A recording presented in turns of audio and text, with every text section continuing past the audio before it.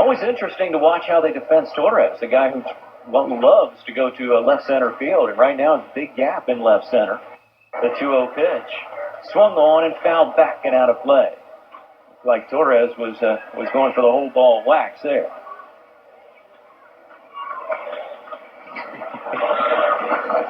Whatever that means.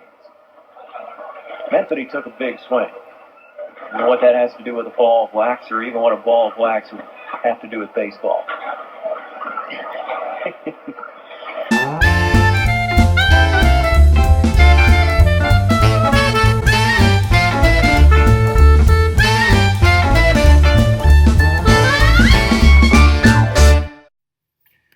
The Brockton Rox had 5 exhibition games in 2003. The first was against a Japanese touring team. Several of the Japanese players had visa issues, so the team had to scramble to find replacements, and they got some local guys who nobody seemed to know, including the Japanese manager. I went down to the dugout prior to the game to get the lineups, and the Japanese manager had written on the scorecards the names JD and Warren.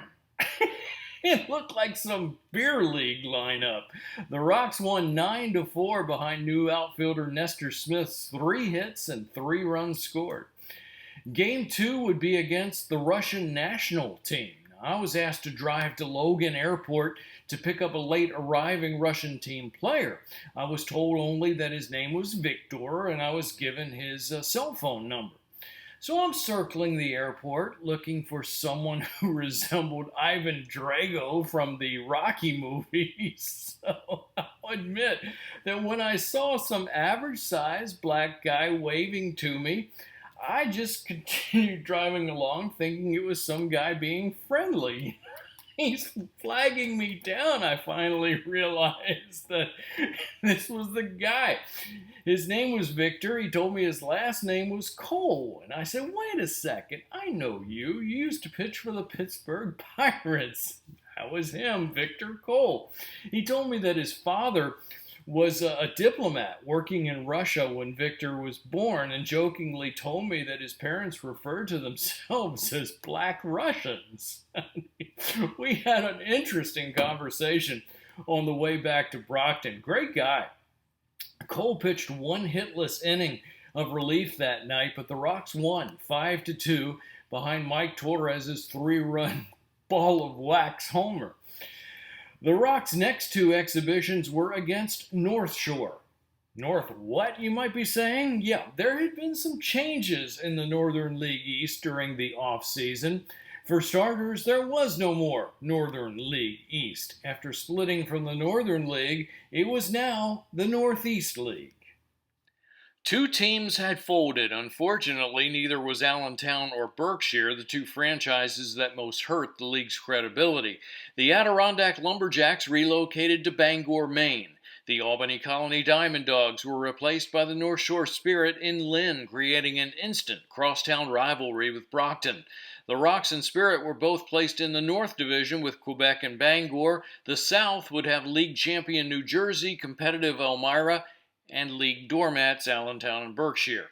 The best part of the realignment was the new crosstown rivalry with North Shore. Only about 35 miles separated Campanelli Stadium from Frazier Field, which was not broadcaster-friendly with no separate booths, just a small, often loud press box. Better than Allentown, but still a challenge. On the positive side, the stadium had been cleaned up nicely. It had been a rat-infested dump just a couple years prior. Now it looked impressive with a new state-of-the-art scoreboard, an artificial turf infield, and a natural grass outfield.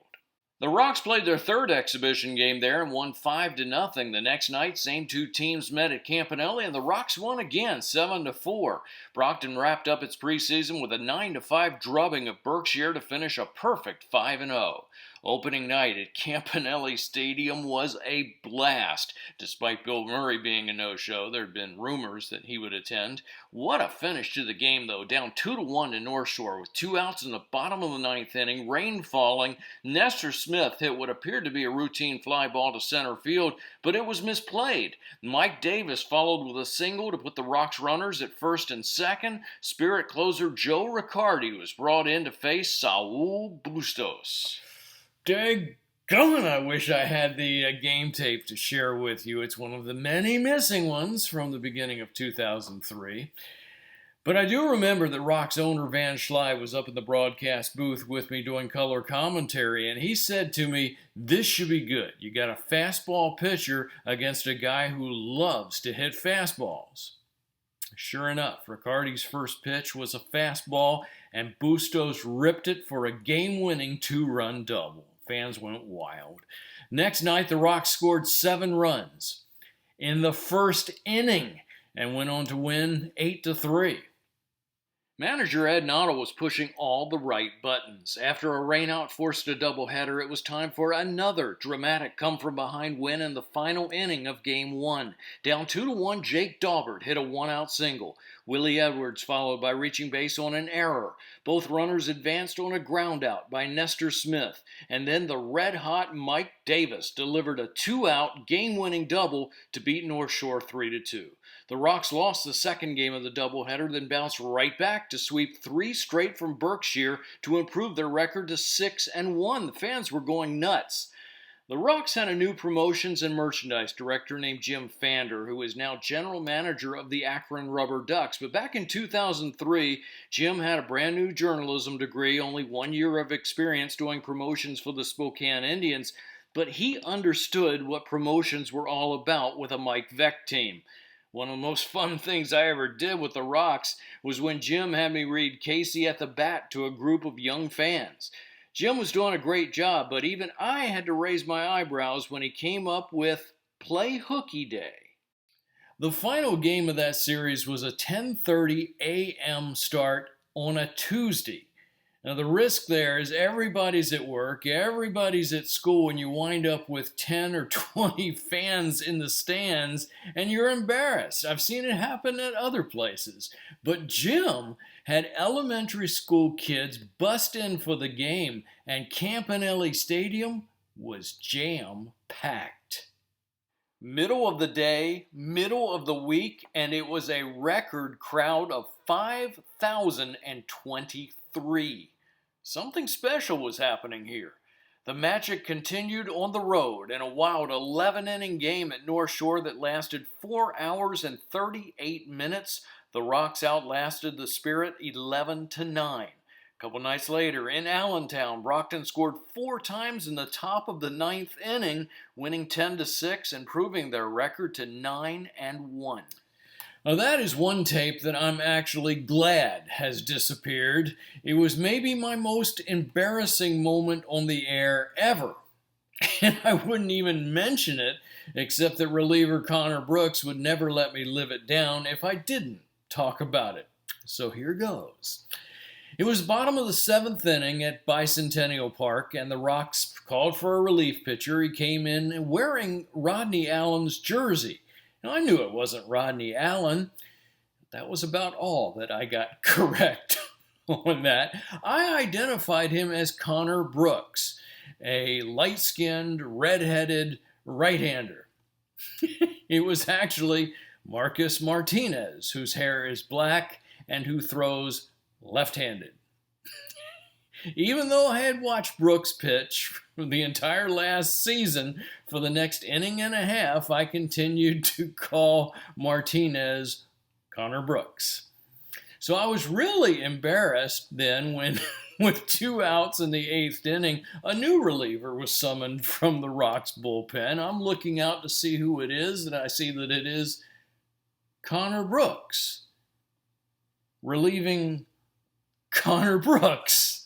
I really don't recall how I even tried to explain that gigantic faux pas on the air.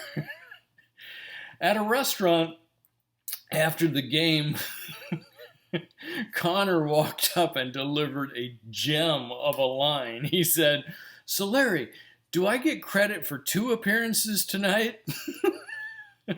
Word traveled faster than a Connor Brooks fastball now that we were broadcasting not only on the radio but on the internet for everybody across the nation and the entire world to hear.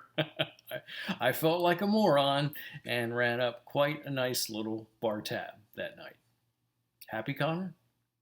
Counting the exhibitions, the Rox had won 14 out of 15 games. This was going to be a cakewalk, right? Wrong.